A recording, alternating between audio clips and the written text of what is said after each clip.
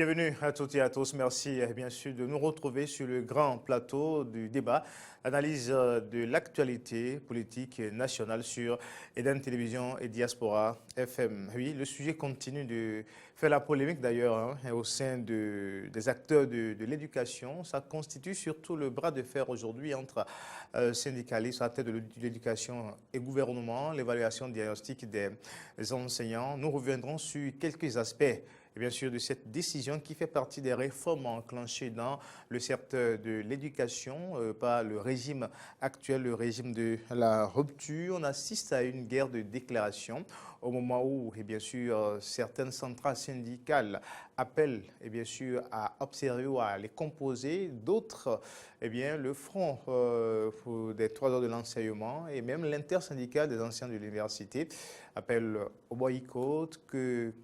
Que peut-on comprendre de ces positions affichées par les partenaires sociaux dans justement, et bien sûr, cette affaire d'évaluation diagnostique des enseignants? Le débat est donc à faire sur les plateaux de Eden Télévision Diaspora FM. L'ONG Alcré et Social toujours engagés dans la lutte contre la corruption et l'impunité. Mardi dernier, mardi 20 août, elles étaient, j'allais dire, et bien sûr, devant l'opinion publique nationale et internationale pour, bien sûr, parler de nouveaux cas ou de nouvelles affaires de malversation portées cette fois-ci devant les tribunaux, bien, de la dénonciation. Elles passent désormais à l'assignation pour booster, bien sûr, la lutte contre la corruption au Bénin. Le sujet est également à débattre au cours de cette émission. Et vous le savez aussi, les relations entre le Bénin et le Nigeria depuis déjà quelques jours, bien sûr, fermeture des frontières nigérianes. L'économie béninoise, et bien sûr, prend un coup, on peut le dire ainsi. Nos deux confrères qui sont sur ce plateau auront donc à faire le débat. Morgane Mentondi Asogba, analyste spécialiste des relations internationales. Bonsoir. Bonsoir, Monsieur Corneille. Merci d'avoir accepté notre invitation. C'est un plaisir. Arnaud Moriagua, que je ne présente plus, que vous connaissez très bien sur ce plateau, journaliste à Eden TV et à Diaspora FM. Arnaud, chers collègues, bonsoir. Bonsoir Corneille Haïssé et bonjour et bonsoir aux téléspectateurs selon d'où vous nous regardez, bien du pays où vous nous regardez. Merci beaucoup pour votre fidélité à Eden TV. Alors on enclenche tout de suite avec les analyses sur ce plateau.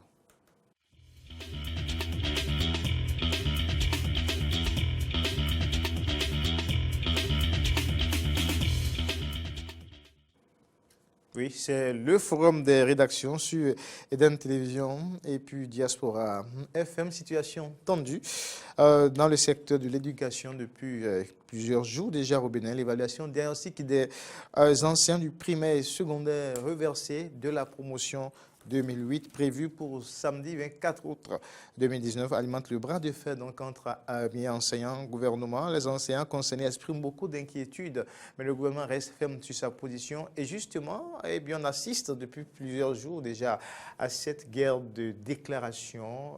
Au niveau des partenaires sociaux, d'ailleurs, on ne s'entend pas sur le comportement à tenir pendant que d'autres appellent au boycott, d'autres demandent quand même aux enseignants de respecter la décision d'aller composer le samedi 24 août.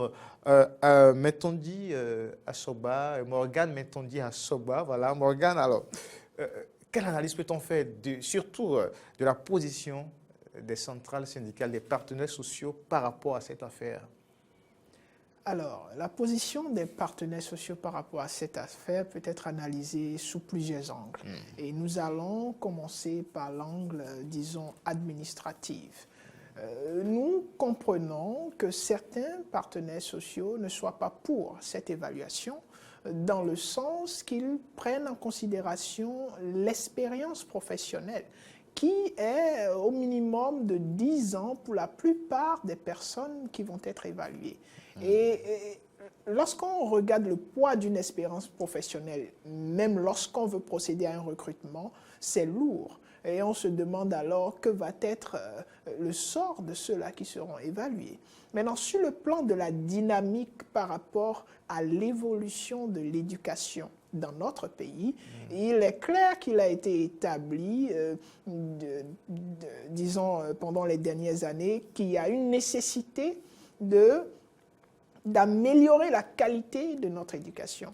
Et dans cette nécessité d'améliorer la qualité de notre éducation, on pourrait comprendre la démarche gouvernementale qui vise à évaluer, et si cela est bien un aspect de ce processus, parce qu'il ne s'agit pas seulement d'évaluer les enseignants, mais il faut aussi prendre en considération tous les acteurs qui interviennent dans le système de l'éducation, d'où la nécessité d'évaluer peut-être l'enseignant, même l'appareil administratif même, ou de gestion de l'éducation, qui est le ministère de l'Éducation, et aussi les apprenants, qui sont les premiers, sans oublier les parents. Donc, si le gouvernement arrive à mettre sur la table l'aspect que cette évaluation n'est qu'un pan du processus, peut-être les différents acteurs sociaux comprendront où est-ce que le gouvernement est en train de se diriger. Mais à part ces deux aspects que nous venons de citer, il y a l'aspect de la pertinence et de l'opportunité de cette évaluation, qui aussi peut causer polémique. Donc, vous avez l'aspect administratif, où certains ne comprennent pas la méthodologie qui veut être adoptée par le gouvernement, et aussi la pertinence, qui est un autre aspect, sans oublier le processus en entier, étant donné que les enseignants ne sont qu'une partie de ceux impliqués dans le système éducatif en entier. D'accord, mais est-ce qu'aujourd'hui, en fait, la polémique aussi, est-ce que cela ne dépend pas également du pouvoir en place qui n'a peut-être pas eu les mots nécessaires pour mieux dissiper les inquiétudes? Alors, c'est une façon de voir, mais il faut la relativiser. Parce que lorsque vous regardez, quand on parle de droit administratif et de rédaction administrative, on peut apprécier la forme assez appropriée dans laquelle est rédigé ce projet d'évaluation, qui convient normalement, si je peux me permettre de le dire, à moins que le contraire soit démontré, mais peut-être sur l'aspect communication et implication des acteurs. Parce que pour qu'un acteur s'oppose à une décision qui est prise, soit l'acteur n'a pas été impliqué dans le processus de prise de cette décision, ou l'acteur a été impliqué, mais son avis n'a pas été pris en considération. Donc on peut dire qu'il y a, ce n'est pas forcément les propos utilisés ou la façon dont cela a été dit, mais peut-être l'implication et aussi, disons, le contenu. Est-ce que le contenu va dans le sens des acteurs qui sont directement impliqués par cette évaluation? Vous voyez, vous pas que peut-être les antécédents entre le pouvoir en place et les syndicats, ici, expliquent un peu également cette position des antécédents. Quand on sait que le pouvoir en place, je ne dis pas le régime, je ne dis pas forcément le régime, mais je dis l'État fait des promesses voilà, aux enseignants et n'arrive peut-être pas à tenir ces promesses-là. Est-ce que vous ne pensez peut-être pas que cela aussi explique un tout petit peu que des enseignants soient un peu réticents et se disent mais quel est véritablement notre sort après ces examens, quand nous savons que quand les ministres de l'enseignement ont bien clarifié ce qui se passera après? Oui, c'est une possibilité aussi. Pourquoi? Parce qu'on regarde... c'est très difficile souvent lorsqu'on va en négociation d'obtenir la satisfaction de tous ces objectifs. Si on part de ce principe et on part du fait que ceux qui dirigent les différentes centrales syndicales sont des gens qui connaissent leur métier, ils ne sont pas à leur début, ils sont conscients de cette affaire. On ne va pas dire que c'est forcément la non-satisfaction de certaines de leurs revendications par rapport aux antécédents. Mais on peut accepter cela s'il y a des points clés, des points très clés et sensibles au métier de l'enseignant qui n'ont pas été satisfaits sur toute une longue durée. Mais lorsque vous regardez quand même, on peut dire qu'il y a eu quand même quelques améliorations par rapport aux revendications, ce qui explique à un moment donné la cessation des grèves qui étaient perlées à un moment donné dans notre État, dans le système de l'éducation. Donc on ne saurait tout de suite dire que c'est à cause de cet antécédent, mais plutôt penser à d'autres aspects qui mettent en cause le processus dans lequel le gouvernement s'inscrit. Peut-être que les acteurs qui sont concernés, qui sont les enseignants, ne voient pas, ne comprennent pas le processus qui est enclenché et peut-être aussi n'ont pas confiance. Merci. En entendant de revenir à vous, Morgane. Anne-Marie Agua, dans le secteur les enseignants ne sont pas contre une évaluation. Les enseignants sont conscients de la pertinence de cette décision prise par le gouvernement. Mais ici, beaucoup critiquent la méthode, en fait. Certains pensent pourquoi ne pas évaluer des enseignants quand même en situation de classe, par exemple, comme stipulent certains tests qui régissent l'enseignement au Bénin et autres.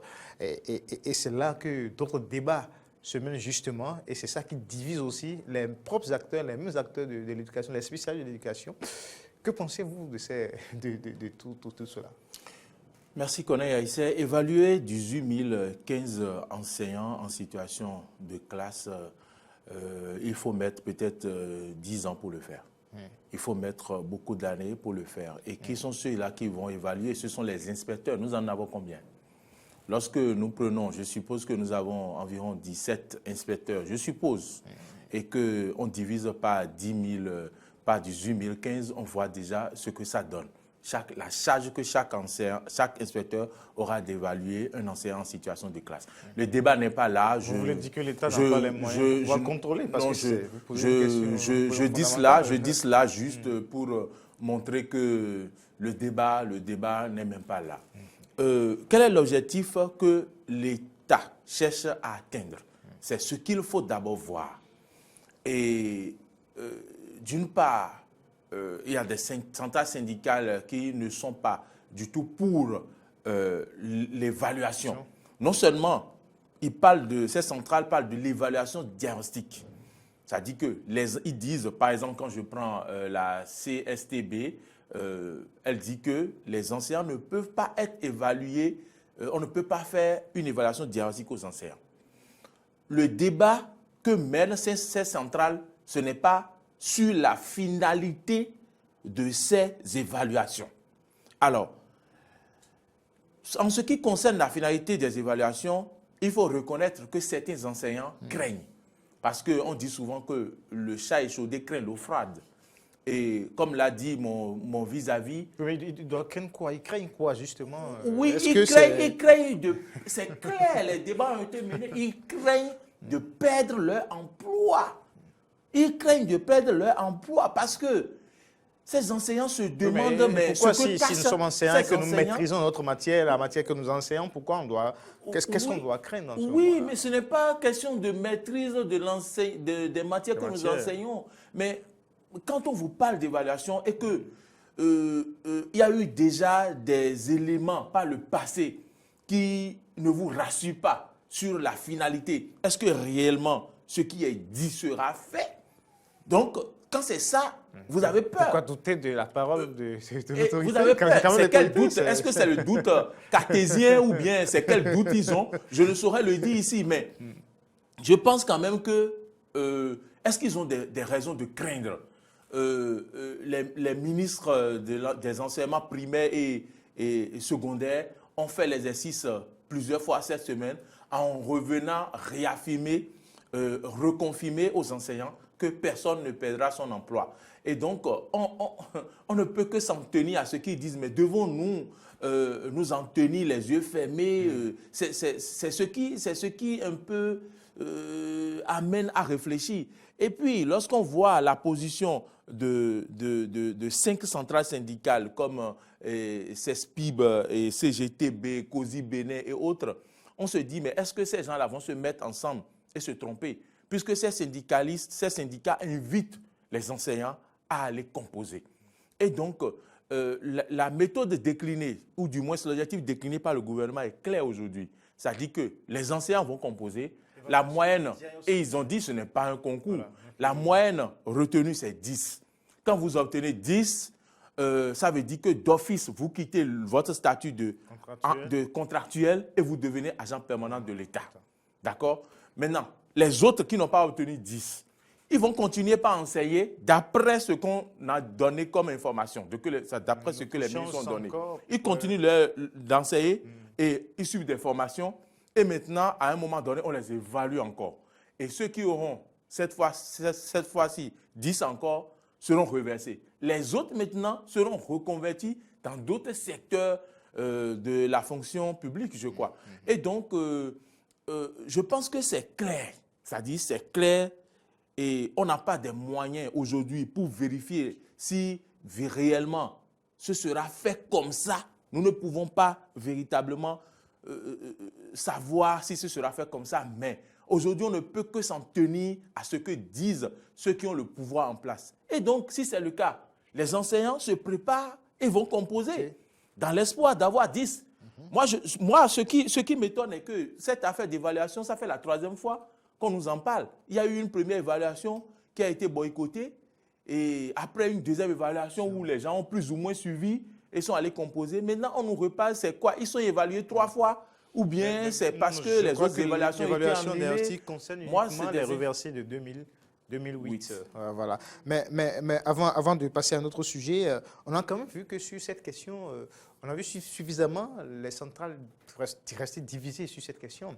Est-ce que c'est une forme de démocratisation au niveau des centrales ou carrément il y a d'autres intérêts? Parce qu'on voit quand même des acteurs, des partenaires sociaux qui... apparemment, c'est une même lutte. On lutte pour le bien-être, les meilleures conditions de vie de travail des anciens ou en fait, de la classe ouvrière et autres. Mais quand même, sur la question, on a trouvé quand même beaucoup de divergences. Comment cela peut s'expliquer voilà. Alors, c'est une analyse, faisons d'abord une analyse structurelle de la chose.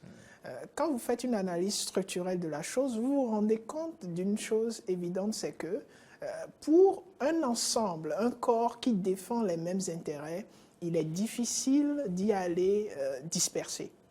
Parce que lorsqu'on y va disperser, automatiquement, on a moins de poids, on a moins de capacité à tenir face à son vis-à-vis qui vient seul. Donc, il y a une nécessité d'être unis dans la démarche. Donc, il s'agira de comprendre déjà pourquoi est-ce qu'on a autant de syndicats représentant le même corps d'enseignants. Ça, c'est déjà une question à laquelle il faut répondre pour comprendre. L'autre chose, c'est quoi? C'est que certainement, si on en a, c'est qu'il y a une certaine différence des intérêts. Il y en a qui ont d'autres intérêts que nous, ici, nous ne percevons pas. Donc, si on part sur cette base, on comprendrait l'existence des divergences. Mais la divergence... D'autres intérêts que nous ne percevons pas, ça peut... Oui, vous savez, en matière de négociation, chacun y vient pour ses intérêts. Et l'intérêt commun ici, c'est la profession de l'enseignant et la valorisation du métier d'enseignant, qui est très important pour le développement d'une nation et d'un peuple. Mais il y a des intérêts qui ne sont pas affichés. Avoués. On ne va pas dire avoués, mais qui ne sont pas affichés. Personnel. Ça peut être personnel, ça peut être d'un groupe, mais c'est difficile de les identifier. C'est pour cela qu'on dit que ce sont des intérêts qui ne sont pas affichés. Et pour comprendre ces intérêts, alors il faudrait une enquête appropriée. Et cette enquête, nous n'en disposons pas ici. Mais pour comprendre aussi cette divergence, on peut dire que c'est aussi le fait de la liberté d'expression. Vous savez, quand vous êtes dans un État démocratique, ça veut dire que chacun a le droit de défendre sa diversité. Le fait qu'il soit différent, qu'il n'ait pas les mêmes besoins que les autres. Et sur cette base, on peut comprendre.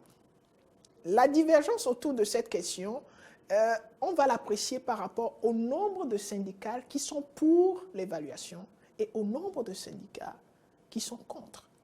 Et lorsqu'on regarde, on a l'impression qu'il y a plus de syndicats qui sont pour l'évaluation et qui acceptent aller à cette évaluation. Ce qui fait automatiquement que ceux qui sont contre, c'est difficile parce que s'il faut satisfaire, on a 5 personnes et on veut satisfaire les 5. et qu'il y a 4 qui sont pour la méthodologie dans le système démocratique, où la majorité l'emporte souvent, on se dit, ben, la majorité est pour, donc ce qu'on veut faire va dans le sens du développement qu'on souhaite.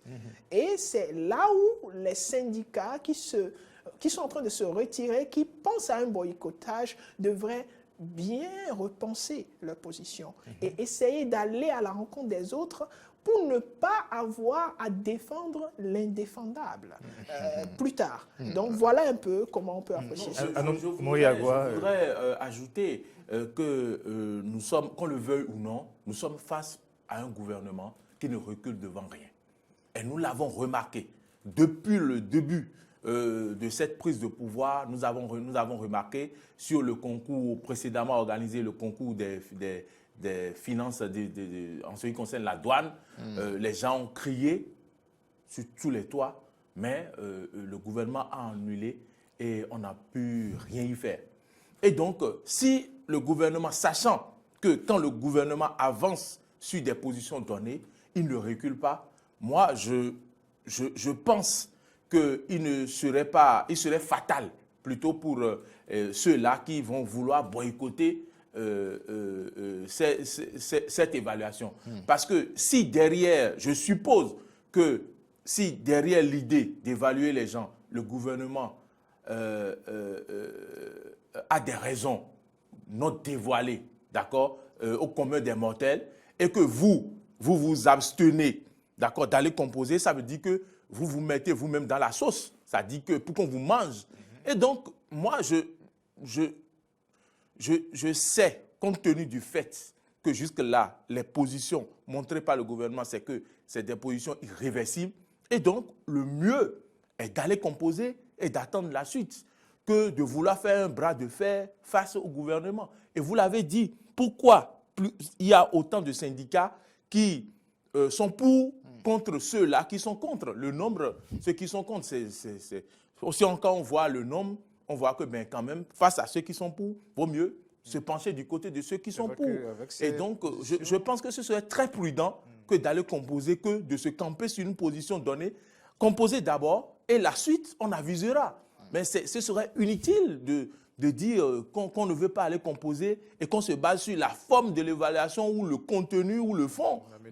La méthode. Non, c'est pas le gouvernement, c'est relever le niveau aujourd'hui, des enseignants, donc de l'éducation en général, voilà la qualité. Mais c'est vrai aussi que quand on voit un peu les positions affichées au niveau des partenaires des syndicats, j'espère qu'un jour, parce que cela complique les négociations, et j'espère bien que les réformes, on ne va pas tomber dans un schéma de parallèle comme ce qui a été fait en politique, où il faut...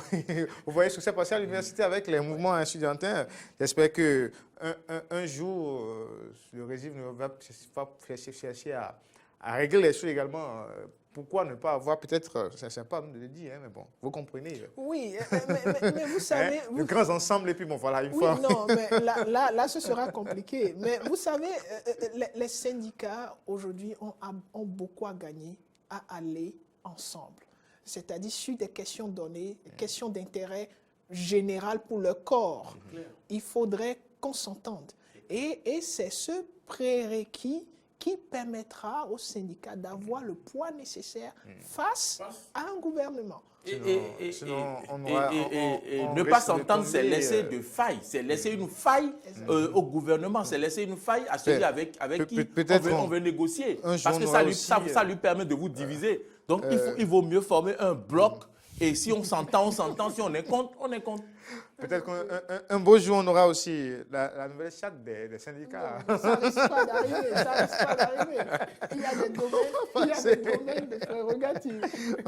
Mais il faut encourager la formation des blocs également pour que les négociations aillent vite. Parce que vous voyez déjà, quand les syndicalistes restent divisés sur la question, ça ne rend pas les choses faciles. Alors ça, on ne tient pas des propos politiques, pas du tout. Hein, c'est autre chose carrément. On va passer, si vous le permettez, chers confrères, à un autre sujet. On laisse l'éducation maintenant pour nous retrouver dans un autre secteur un peu plus vaste et compliqué, qui touche, qui détruit. Hein, c'est ce phénomène qui détruit le continent africain, surtout quand on parle de la corruption. Et au Bénin, les dossiers de malversation, il y en a beaucoup, il y en a assez. Deux ONG de la place, Alcrea et puis Social Watch, ont décidé maintenant de quitter la dénonciation à l'assignation maintenant. En face des journalistes, mardi dernier, ils ont quand même informé des dossiers qui sont déjà transmis, que ce soit à la criette ou au niveau des tribunaux. Arnaud Mouri-Agua, on change de stratégie. Parce que Martin Assogba disait, on a trop dénoncé, il faut maintenant passer à l'acte. Oui, Martin Assogba, il a bien raison. Social Watch également a raison. On sait que Martin Assogba, depuis plusieurs années, ne fait que cette lutte-là contre la corruption, ne fait que ça, hein, mais se focalise beaucoup plus sur les dénonciations en matière de lutte contre la corruption. Et le constat est que oui, on dénonce, les autorités prennent acte, les dirigeants prennent acte, mais ne passent pas à l'acte, puisqu'il y a des complicités peut-être inavouées qui bloquent le processus d'aller jusqu'au bout. Est-ce que si vous passez à l'acte, vous ne verrez pas vos proches impliqués ou du moins enfermés en prison? Et donc, qui sont ceux qui entourent les gouvernants? Ce sont leurs proches qui sont nommés à des positions données. Et parfois, la difficulté est que c'est celui-là en qui vous avez fait confiance, votre proche que vous avez nommé, qui participe au détournement. Et par conséquent, lorsque cela arrive, vous avez du mal à poursuivre les dossiers pour aller jusqu'au bout, pour aller jusqu'à la sanction, jusqu'à la justice.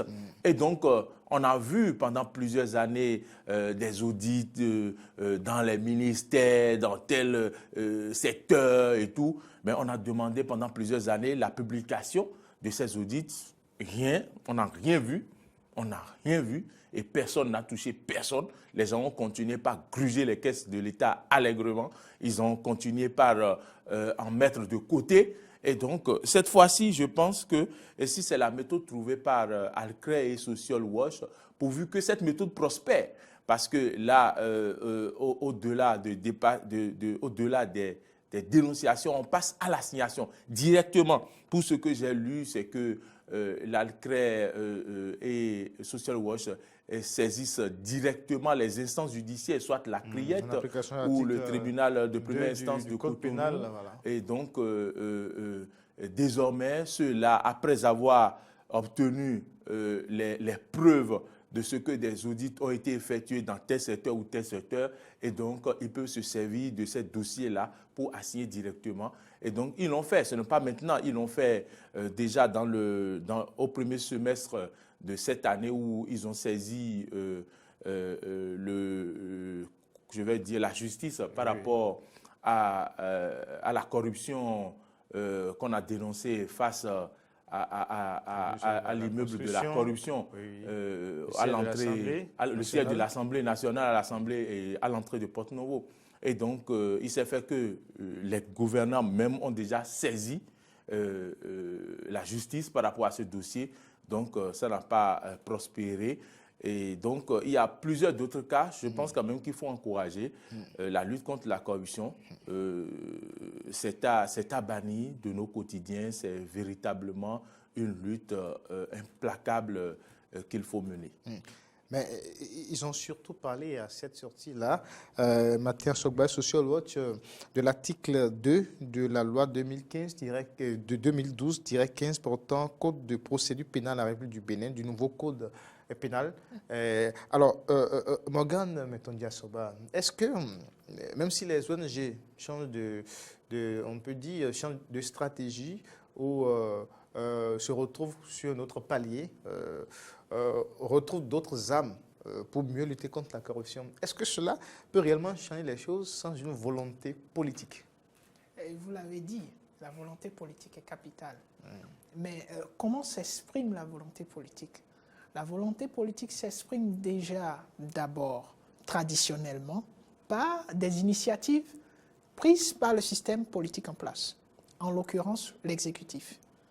Et surtout par la capacité du système politique à armer ses citoyens afin que ceux-là puisse participer concrètement à la gestion. Parce que très souvent, dans nos systèmes, on a l'habitude de penser que ce n'est que le système politique, en l'occurrence l'exécutif, qui peut agir. Et l'implication du citoyen reste quelque chose qui est très peu effectué dans nos systèmes. Et quand je prends le cas du Bénin, Social Watch et l'ONG Alcré viennent de démontrer d'une certaine façon la capacité du citoyen à pouvoir s'impliquer dans la gestion de sa société et surtout à lutter contre la corruption. Ce que l'ONG Alcré et Social Watch ont fait ensemble, un citoyen lambda peut le faire s'il a suffisamment d'éléments pour pouvoir assigner, que ce soit une autorité, que ce soit une institution ou que ce soit une personne, que ce citoyen lambda estime être en train de mener des comportements, des attitudes de corruption. Donc, d'une certaine façon, je peux dire, je peux me permettre sur la base de cette analyse, de dire que oui, les choses peuvent changer. Et cette démonstration est un exemple que plusieurs devront suivre, si tant est que nous sentons le besoin de finir avec la corruption. Et pour dire à quel point c'est important de ne pas négocier l'aspect de la corruption, il faut dire qu'au dernier sommet des chefs d'État qui s'est tenu à Dakar, le président ghanéen a fait état du fait que si on arrivait, le sommet c'était par rapport à la mobilisation des fonds pour pouvoir supporter les systèmes éducatifs en Afrique. Il a dit, mais si on arrivait simplement à réduire de 50% la corruption en Afrique, on aurait l'argent suffisamment non seulement pour financer l'éducation, mais surtout pour donner d'autres perspectives par rapport à d'autres aspects du système du développement en place. Parce qu'il y a beaucoup de détournements. Exactement. Cette corruption, si on peut arriver, quand vous prenez le niveau béninois, si on arrive à mettre fin, du moins à réduire drastiquement la corruption, mais il y aura des financements suffisants, il y aura une meilleure gestion. Nous avons eu, lorsque vous regardez l'actualité de la vie politique au Bénin, durant les 15 dernières ou 20 dernières années, les scandales de corruption, on n'en revient pas. On a eu un scandale par rapport à l'eau qui a été détourné. On a eu des scandales. Vous imaginez l'Assemblée nationale, 14 milliards. On a eu plein de situations. Greta, plus de 45 milliards. Exactement.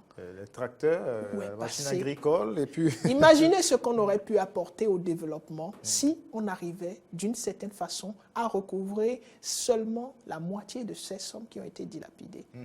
Mais justement, la question, vous avez soulevé aujourd'hui la responsabilité individuelle de chaque Béninois face à ce mal. Aujourd'hui, est-ce que vous sentez réellement, malgré les actions politiques, quand je prends le régime en place, qui a lancé une guerre contre la corruption, l'impunité, on voit maintenant l'engagement des OSC également, mais est-ce que cela impacte également le comportement de chaque citoyen que nous sommes, quand on sait que, par exemple, quand on se rend dans une administration, même sans que l'argent même ne demande quelque chose, soit même on se dit, il faut lui glisser peut-être 5 francs ou 1000 francs parce que quoi, on veut finir tôt. Si c'est une pièce qu'on veut retirer. Alors, est-ce qu'aujourd'hui, il ne faut pas aussi également d'autres actions, d'autres sensibilisations pour imparter la conscience individuelle? Oui, si vous parlez de sensibilisation, je suis d'accord avec vous, mais quand vous regardez le coût d'une sensibilisation et l'effet, la productivité de cette sensibilisation, vous vous demandez est-ce qu'on n'aurait pas dû investir l'argent ailleurs? Pourquoi est-ce que je dis cela? Parce que nous avons eu suffisamment, sinon assez de sensibilisation, pas peut-être forcément dans le sens de la corruption, mais sur plusieurs aspects de notre vie. Regardez par exemple même le comportement de nos citoyens. Prenons simplement la sécurité routière. Quand vous regardez l'aspect des casques, quand est-ce qu'on a commencé à voir tous les Béninois adopter des casques? La répression. Jusqu'à maintenant, les gens n'en portent pas. Exactement. Donc, il faudrait que la corruption aussi passe par cet aspect-là. Il faudrait que le citoyen puisse s'impliquer. Et pour que ce comportement change au niveau du citoyen, qu'est-ce qu'il faut faire? Il faut donner l'exemple comme l'ONG ACRE vient de faire. Il faut faire en sorte que ceux qui sont intellectuels, entre griffes, et qui comprennent le fonctionnement de ce code-là, parce que vous venez de citer un code, je suis certain qu'il y a beaucoup de personnes qui ne connaissent même pas forcément le contenu de ce code et les capacités que ce code permet aux citoyens lambda d'avoir l'implication, d'avoir dans la gestion plus ou moins transparente des fonds. Et cela devrait être mis à la disposition, pas forcément par des sensibilisations massives, par les médias, par des fonds investis, mais beaucoup plus les organisations de jeunes et de la société civile qui existent déjà sur presque toute l'étendue du territoire. Il y a ce qu'on appelle la reddition aussi des comptes. Vous savez, ce processus de reddition des comptes qui aussi peut s'avertir être considérable dans la transparence des gestions et la lutte contre la corruption. Mais combien d'organisations de jeunes suivent ou ont la possibilité de suivre ces redditions de comptes au niveau des localités? Donc, il y a une nécessité de renforcer les organisations de la société civile qui existent déjà, les organisations de jeunes qui existent déjà, afin qu'ils puissent prendre des initiatives par rapport à la gestion transparente, que ce soit des communautés, des mairies, que ce soit des arrondissements et que ce soit aussi des grandes affaires, que quelqu'un comme moi puisse, après s'être imprégné du code pénal et aussi après avoir fait des enquêtes, aller devant les juridictions et dire, ben, l'affaire de l'eau, là, je veux voir clair dedans. Et que la juridiction puisse prendre cela en considération. Donc, voilà un peu ce qui pourrait permettre à la jeunesse et à la société d'atteindre un niveau drastique de réduction de la corruption et certainement d'amorcer mieux le développement de notre pays. Puisque vous en parlez, jeunesse et corruption, il faut œuvrer pour un changement de mentalité. Aujourd'hui, quand vous entendez par exemple certains discours purement politiques, parce que vous savez, il y a des gens qui ont quelques soucis quand ils ont géré les fonds publics et qui aujourd'hui se retrouvent malheureusement, je ne sais pas si c'est en Erzil ou autre, et quand vous entendez quand même des gens, des jeunes supporter quand même le fait que voilà, c'est une lutte contre l'impunité et la corruption, mais quand on la déplace et qu'on la politise autrement et qu'on là, c'est que la relève même pose problème. Il faut réellement œuvrer pour un changement des mentalités. Non, surtout de la jeunesse. Oui, il faut d'abord reconnaître que la corruption n'est pas seulement une lutte à mener par les organisations de société civile, mais c'est d'abord une lutte à mener par chacun de nous, chaque individu maillon de la société, puisque qui peut donner l'opportunité de corrompre. Soit c'est l'individu que nous sommes, c'est nous-mêmes qui donnons l'opportunité. Si vous voulez, je vous donne un exemple terre à terre.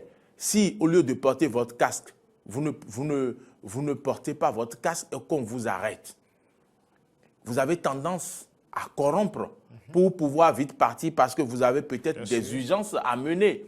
Alors, il suffisait que vous portez votre casque et vous ne serez pas à rappeler à l'ordre par la police, vous ne serez pas tenté de corrompre qui que ce soit.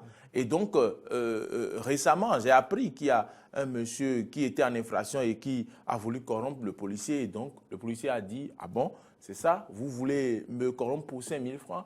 Et il l'a amené au commissariat central. Et donc, ceux qu'on veut corrompre aussi doivent poser des actes citoyens pour pouvoir nous amener à éradiquer définitivement la corruption. Et donc, si les pièces de mon véhicule sont à jour, si je fais j'assure mon véhicule, et si je fais ma visite technique, si je paie mes billettes, je pense que si la police m'arrête, je présente mes pièces, j'en suis fier. Et donc, au cas où je serai en infraction, je n'aurai pas tenté de corrompre qui que ce soit, ou donc mon vis-à-vis n'aura pas de raison de m'amener à le corrompre, puisque votre vis-à-vis peut vous amener à le corrompre. Et donc, aussi dans l'administration, si les délais sont respectés, au lieu d'une semaine pour délivrer la carte d'identité, on dépose les pièces, les cartes durent 1 mois avant de sortir ou 2 semaines avant de sortir, alors qu'on peut faire la carte en 1 semaine. Alors, le monsieur, voilà le délai dans lequel il veut sa carte. on peut lui proposer, les gens peuvent lui proposer, écoutez, si vous voulez votre carte, demain, il faut faire quelque chose. Et donc, nous devons nous amener, faire l'effort, chacun sur nous-mêmes, à être en règle, à faire les choses comme cela se doit pour, bien sûr, éradiquer la corruption. Et donc, c'est cela. Et c'est des habitudes ancrées en nous depuis longtemps. Vous avez vu la corruption, à quel niveau c'est allé. On a même créé sur la télévision nationale une émission dans ce pays qui a traité de ces questions-là. Je parle de cette émission célèbre qui a fait le tour entre nous. Donc, je pense qu'aujourd'hui, on doit être conscient que la corruption nous arrière. La corruption n'est pas pour les autres, cela concerne tous les niveaux, pour les gouvernants aussi, à quels que soient les niveaux, chacun doit faire l'effort parce que la corruption n'est pas pour les pauvres, les populations et autres, mais ça doit commencer par le sommet de l'État. Il faut que la lutte contre la corruption, je vous ai dit. La malversation, le détournement, surtout au sommet de l'État. Il faut surtout que ces cadres à divers niveaux et puis les acteurs politiques également à divers niveaux puissent montrer l'exemple. Voilà, justement. Les fameux 10% ou 2% ou 5% sur les prestations du marché, est-ce que c'est terminé? Et donc, il faudrait que réellement qu'on en arrive là et que ceux-là qui prennent les marchés attestent que les 10% ou les 5% n'existent plus avant qu'on ne parle d'éradication de la corruption. Et donc, c'est un travail énorme à faire. Je pense quand même qu'il reste du chemin à faire. Au plan politique et au plan juridique a fait beaucoup d'avancées. Après l'avènement de la rupture, on a vu la criette qui a été mise en place et qui juge des infractions économiques. Vous voyez, c'est la beauté, au fait, de la démocratie et de l'analyse. C'est que vous avez des gens qui sont positionnés à différents angles et qui voient la même chose, mais ne voient pas de la même façon. Certes, d'un côté, on peut voir la criette comme un outil vraiment important et qui joue un rôle d'accélérateur par rapport à la résolution de plusieurs affaires qui sont restées latentes et qui ont susciter un certain mécontentement pour la plupart de la population. On pense à l'affaire ICC, on a vu comment tout le monde attendait que cette affaire-là soit discutée et tout ça, et plusieurs d'autres dossiers. Mais de l'autre côté aussi, on a des gens qui ont du mal à comprendre cette affaire, cette installation de la criette qui, selon eux, ne correspond pas au fonctionnement. C'est comme si c'est un outil qui vient remettre en cause l'efficacité de l'appareil juridique qui existe. Ces personnes aussi, on peut les comprendre. Mais il faut retenir que la criette, comme instrument et outil, fait quelque chose de remarquable. Et que si on arrive à prendre le point de vue de ceux qui, entre griffes, remettent en cause l'aspect crédible de cette institution, et on arrive à l'améliorer, on ne va pas décrier les avancées dans le domaine. C'est un tribunal spécial pour les opposants, comme le disent certains. C'est ce que certains pensent, et ne trouvent pas la pertinence de cet outil. Là, quand même, c'est un instrument qui contribue. Et ce sera plus louable si, effectivement, cet instrument pouvait toucher les personnes impliqués dans des scandales de corruption qui semblent aujourd'hui être dans le système de fonctionnement actuel. Parce que certaines personnes, certains analystes décrivent le fait que ce soit plutôt une chasse à la sorcière.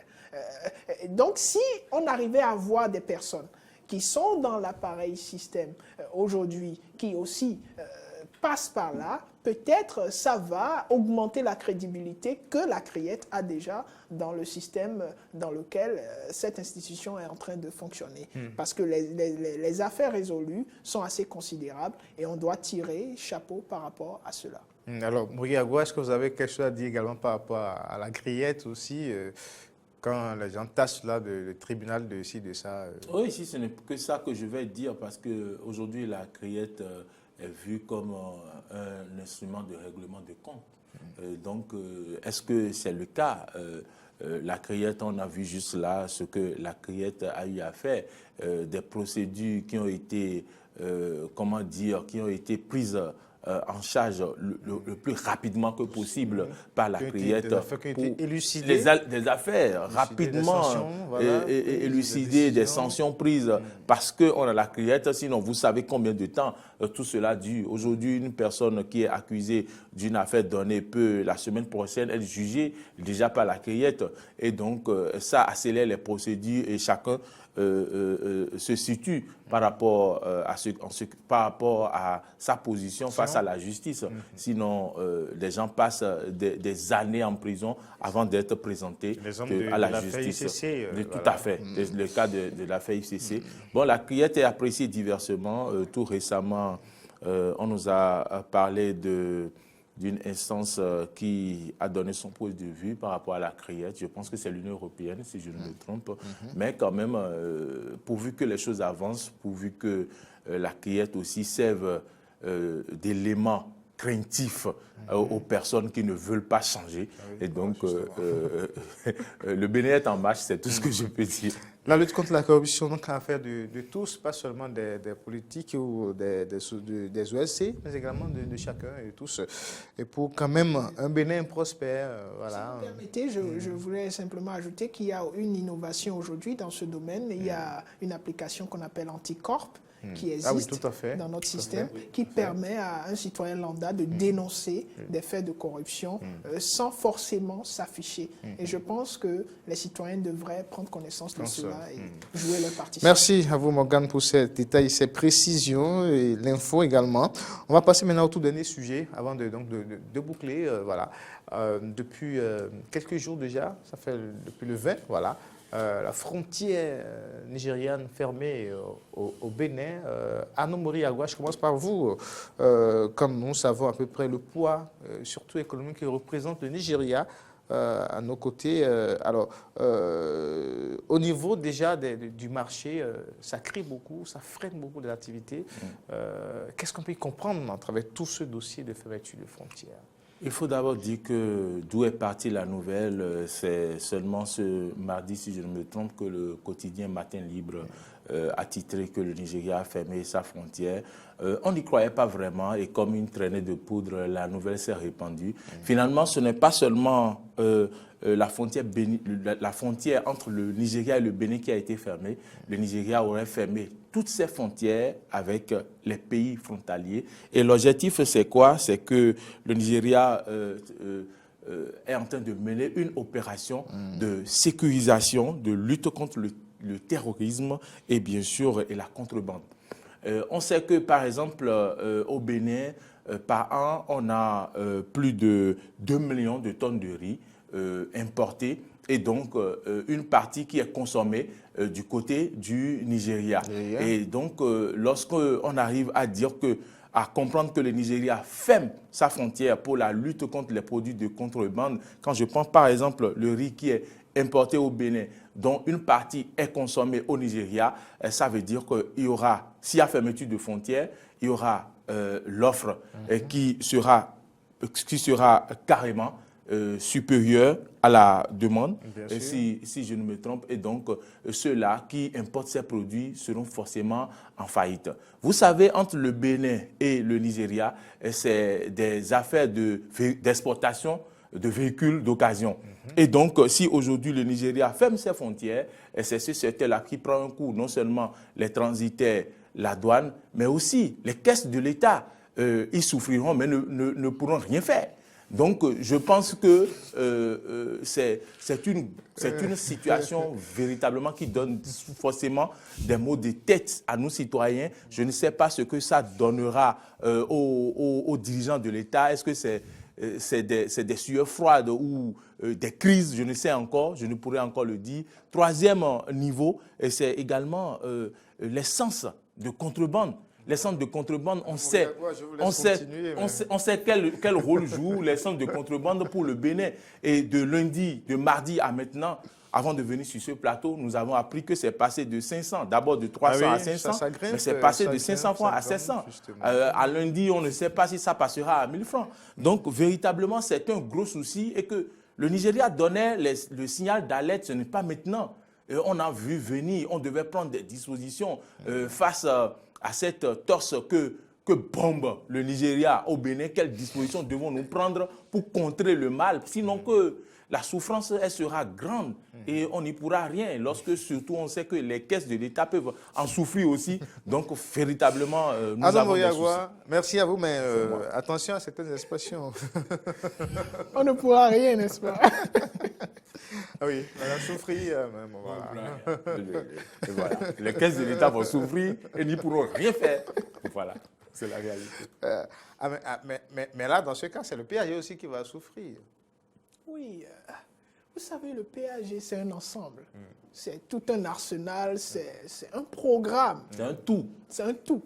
Donc, est-ce qu'il... Il faut que l'État finance également. Oui, l'État a déjà fait son budget. Et l'État, chaque année, a un budget et a les moyens de mobilisation de ses fonds. Est-ce que le PAG va en souffrir directement sur l'aspect financier? Pas directement, peut-être indirectement. Voilà. Maintenant, de façon développement, quand on prend le fonctionnement même de l'État, de l'appareil étatique, et on sait que l'appareil étatique est censé fonctionner sur des bases claires, administrativement et légalement acceptables, on ne pourra pas dire ipso facto que l'État aura un coût dans son fonctionnement. Ça, c'est lorsqu'on prend l'aspect macroéconomique de l'impact de cette fermeture de la frontière. D'entrée de jeu, ce ne serait pas pragmatique de dire que l'État va en souffrir. Mais lorsqu'on prend l'État, l'aspect microéconomie, alors là, la souffrance, comme l'a dit mon confrère, elle est grande. Mais c'est difficile de faire quelque chose actuellement. Donc, ce qui invite l'État à prendre des dispositions. Et je pense que c'est une expérience qui devrait permettre à l'État de savoir qu'il y a une impérative nécessité pour le système béninois de pouvoir s'auto-subvenir. Et le Nigeria est dans cette démarche. Le Nigeria est dans une démarche de développement économique qui va au-delà de ce qu'elle a pu connaître jusqu'aujourd'hui. D'où la nécessité pour le Nigeria de pouvoir amener les Nigérians à produire tout ce dont ils pourraient dépendre de l'extérieur et à être capable de consommer parce que le marché de consommation, le Nigeria a ce potentiel. La population du Nigeria consomme et elle consomme énormément, ce qui veut dire que tout businessman au Nigeria peut devenir multimillionnaire ou milliardaire. Parce que la demande est là. L'offre, c'est l'offre qui manque. Donc, le Nigeria est dans une politique de pouvoir... locale. Oui, le Nigeria est dans une politique de pouvoir consommer suffisamment local et encourager les entrepreneurs à produire ce dont la population a besoin. Quand vous prenez la voiture, les voitures, aujourd'hui, il y a une industrie de voitures qui se fait au Nigeria. Et il faudrait amener les Nigériens à consommer ces voitures-là. Quand vous prenez le riz, on a des industries de riz. Donc, quand vous prenez chaque aspect économique qui semble être touché aujourd'hui, vous voyez que le Nigeria réellement est dans sa politique, disons, on peut dire son PAG. C'est une politique qui peut impacter positivement toute la sous-région avec le temps. Oui, mais positivement, ce n'est pas le souci de l'État nigérien aujourd'hui. Et a priori, c'est clair. Ça devait être l'objectif de chaque État. Le premier souci de l'État, ce sont ses intérêts, le bien-être de sa population, qu'il est censé protéger aussi bien économiquement que sur le plan de la sécurité. Mais dans un système francophone dans lequel nous sommes, est-ce que vous pensez quand même que des initiatives pareilles peuvent prospérer dans notre espace? Vous savez, les initiatives n'ont pas d'espace favori. On ne veut pas savoir si ça va prospérer ou pas. Nous sommes en Afrique de l'Ouest où se trouvent des pays anglophones. Exactement. Et l'impact de cette fermeture, ce n'est pas seulement sur le Bénin, c'est sur le Togo, c'est sur le Ghana. Et donc, parce que vous savez qu'il y a des commerces qui se font entre le Ghana et le Nigeria. L'huile, comment on appelle, régime de palme transporté du Nigeria jusqu'au Ghana. Chaque État doit pouvoir se prendre en charge.